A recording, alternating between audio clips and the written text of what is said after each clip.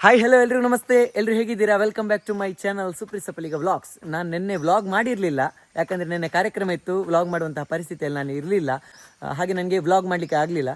ಇವತ್ತು ನಾನು ಫ್ರೀ ಇದ್ದೆ, ಹಾಗೆ ನಾನು ಮಾರ್ನಿಂಗ್ ಆರಾಮ್ಸೆ ಹೇಳುವಂತ 9 ಗಂಟೆ ಎಚ್ಚರಿಕೆ ಆಯಿತು. 9 ಗಂಟೆಗೆ ಎಚ್ಚರಾಗಲಿಕ್ಕೆ ರೀಸನ್ ಉಂಟು. ನನಗೆ ಒಬ್ರದ್ದು ಈವೆಂಟ್ಸಿನ ಅವ್ರದ್ದು ಕಾಲ್ ಬಂತು, ಹಾಗೆ ಎಚ್ಚರ ಆಯಿತು. ಇಲ್ಲಾಂದರೆ ಒಂದು 11 ಗಂಟೆ ಹಾಗೆ ಎದ್ದು ತಿಂಡಿ ಎಲ್ಲ ತಿನ್ನುವಂಥ ಪ್ಲ್ಯಾನ್ ಮಾಡಿದ್ದೆ. ಫಸ್ಟ್ ನಿಮಗೆ ಹುಳಗಳು ಕೂಗುದು ಸೌಂಡ್ ಕೇಳ್ತಾ ಉಂಟಾ ಹಕ್ಕಿಗಳದ್ದು, ಹುಳಗಳಿದ್ದು. ಇವತ್ತು ಏನಿಲ್ಲ, ನಾನು ಎಲ್ಲೂ ಹೋಗ್ತಾ ಇಲ್ಲ. ನಾನು ರ್ಯಾಂಡಮ್ ಆಗಿ ನಿಮ್ಮ ಜೊತೆ ಮಾತಾಡುವಂತ. ಇದರದ್ದು ಛತ್ರಿ, ಇದು ಒಂದು 2-2.5 ವರ್ಷ ಆಯ್ತು ಮಾರೆ. ಕಾರಲ್ಲೇ ಇಟ್ಟಿದ್ದೆ. ಅದರ ಪರಿಸ್ಥಿತಿ ಮಾತ್ರ ಹೀಗೆ ಆಗಿದೆ, ಚಿಂತಾಜನಕ. ಯಾಕಂದರೆ ಅದನ್ನು ಓಪನೇ ಮಾಡ್ತಾ ಇರಲಿಲ್ಲ. ಹಾಗೆ ನಮ್ಮ ದೊಡ್ಡನ ನಿಮಗೆ ನಾನು ತೋರಿಸ್ತೇನೆ ಆಯಿತಾ. ದೊಡ್ಡ ಅಂದರೆ ಗೊತ್ತಾಯ್ತಲ್ಲ, ಅಜ್ಜಿ. ಅವರಿಗೆ ಮೊದಲು ನಾನು ಸಣ್ಣದಿರುವಾಗ ಅಜ್ಜಿ ಅಂತ ಕರೆದವರಿಗೆ ಬೇಜಾರಾಗೋದು, ದೊಡ್ಡ ಅಂತ ಕರೆದವರಿಗೆ ಖುಷಿ ಆಗೋದು. ಹಾಗೆ ನಾವು ಅಜ್ಜಿ ಅಂತ ಕರಿತಾ ಇರಲಿಲ್ಲ, ದೊಡ್ಡ ಅಂತ ಕರಿತಾ ಇದ್ದೆ. ಈಗ ಸಹ ನಾನು ದೊಡ್ಡ ಅಂತಲೇ ಕರೆಯೋದು. ನಾನು ನಿಮಗೆ ಅವರನ್ನು ತೋರಿಸ್ತೇನೆ. ಹಾಯ್ ಕೈ ಕಿಂಚ, ಹಾಯ್ ಹಾಯ್. ಒಂದು ಹೆಸರು ರಾಕಿ ಅಂತ, ನೋಡಿ ತೋರಿಸ್ತೀನಿ. ಏಯ್ ಹೊರಗೆ ಬರಬೇಡ, ಒಳಗೋಗ್ ಹೋಗ್.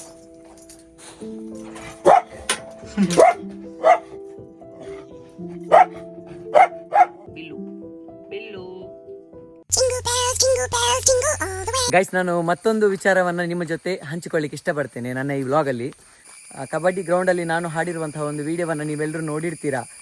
ಮಾಯಾವಿ ಈ ಗೀತೆಯನ್ನು ನೀವೆಲ್ಲರೂ ನೋಡಿರ್ತೀರಾ. ಯಾಕಂದರೆ ಇನ್ಸ್ಟಾಗ್ರಾಮ್ ಆಗಿರ್ಬೋದು, ಫೇಸ್ಬುಕ್, ಯೂಟ್ಯೂಬ್ ಆಗಿರ್ಬೋದು, ಮಿಲಿಯನ್ 2-3 ಮಿಲಿಯನ್ ಹಾಗೆ ಬೇರೆ ಬೇರೆ ಪೇಜ್ಗಳಲ್ಲೆಲ್ಲ ವೈರಲ್ ಆಗಿತ್ತು, ವ್ಯೂಸ್ ಬಂದಿತ್ತು. ಅಷ್ಟು ಪ್ರತಿಯೊಬ್ಬರ ವಾಟ್ಸಪ್ ಸ್ಟೇಟಸಲ್ಲಿ ನಾನು ಆ ವಿಡಿಯೋವನ್ನು ನೋಡಲಿಕ್ಕೆ ಸಿಗ್ತಾ ಇತ್ತು. ಎಲ್ಲರೂ ನಾನು ಕಾರ್ಯಕ್ರಮಕ್ಕೆ ಹೋದಲ್ಲೆಲ್ಲ ಮಾಯಾವಿ ಮಾಯಾವಿ ಮಾಯಾವಿ, ನಾನು ಎಲ್ಲಾದರೂ ಪಾಸ್ ಆದರೆ ಮಾಯಾವಿ ಅಲ್ಲ ಅಂತ ಹೇಳ್ತಾಯಿದ್ರು.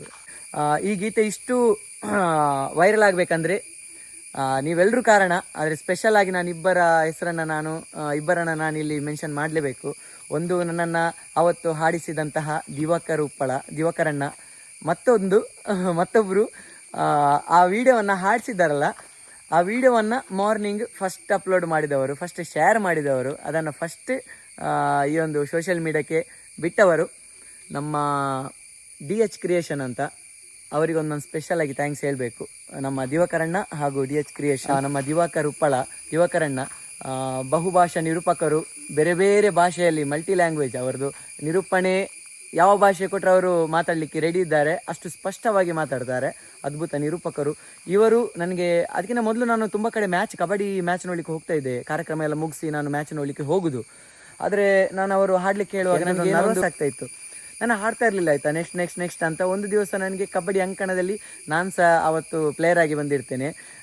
ಅದು actually quarter final selection match ಆಗಿರ್ತದೆ. ಆ ಮ್ಯಾಚ್ ವಿನ್ ಆದರೆ ನಾವು ಕ್ವಾರ್ಟರ್ ಫೈನಲ್ಗೆ ಹೋಗ್ತೇವೆ. ಆ ಮ್ಯಾಚಿಗೆ ನಾವು ಎಂಟ್ರಿ ಆಗಿರ್ತೇವೆ ಕೋರ್ಟಿಗೆ. ಆಗ ನಮ್ಮ ದಿವಾಕರಣ್ಣ ಸಡನ್ ಆಗಿ ನನಗೆ ಒಂದು ಗೀತೆಯನ್ನು ಹಾಡಲೇಬೇಕು ಅಂತ ಅನೌನ್ಸ್ ಮಾಡ್ತಾರೆ. ಯಾಕಂದರೆ ಮ್ಯಾಟ್ನೊಳಗಿದ್ದೇನೆ, ಬೇರೆ ಕಡೆ ಆದರೆ ಹಾಡಿ ಅಂತ ಹೇಳುವಾಗ ನಾನು ಏನಾದರೂ ರೀಸನ್ ಕೊಟ್ಟು ಎಸ್ಕೇಪ್ ಆಗ್ತಾ ಇದ್ದೆ ಆಯಿತಾ. ಇಲ್ಲಿ ಎಂತ ಮಾಡುವಾಗಿಲ್ಲ. ನಾನು ಅವತ್ತು ಹಾಡಿದಂತಹ ಗೀತೆ ಒಂದು ಮಾಯಾವಿ, ನಂತರ ನಾನು ಬ್ರಹ್ಮಾಸ್ತ್ರ ಚಿತ್ರದ ಒಂದು ಹಿಂದಿ ಹಾಡು, ಮತ್ತೊಂದು ತುಳು ಗೀತೆ ಸಹ ಹಾಡಿದ್ದೇನೆ. ಹಾಗೆ ನಾನು 3 ಭಾಷೆ ಗೀತೆಗಳನ್ನು ಹಾಡಿದೆ. ಆದರೆ ನಾನು ಫಸ್ಟಿಗೆ ಹಾಡಿದಂತಹ ಗೀತೆ ಮಾಯಾವಿ, ಅದು ಸಿಕ್ಕಾಪಟ್ಟೆ ವೈರಲ್ ಆಗ್ತದೆ. ಅದು ನಾನು ಹಾಡಿರುವಂಥದ್ದು ಬೆಳಗ್ಗೆ 3 ಗಂಟೆ ಹೊತ್ತಿಗೆ.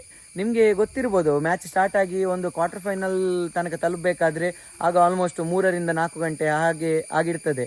ಸೊ 3 ಗಂಟೆಗೆ ನಾನು ಹಾಡಿರುವಂತಹ ಗೀತೆ. ನಾನು ಆ ಮ್ಯಾಚಲ್ಲಿ ನಾವು ಆ್ಯಕ್ಚುಲಿ ಸೋಲ್ತೇವೆ ಆಯಿತಾ.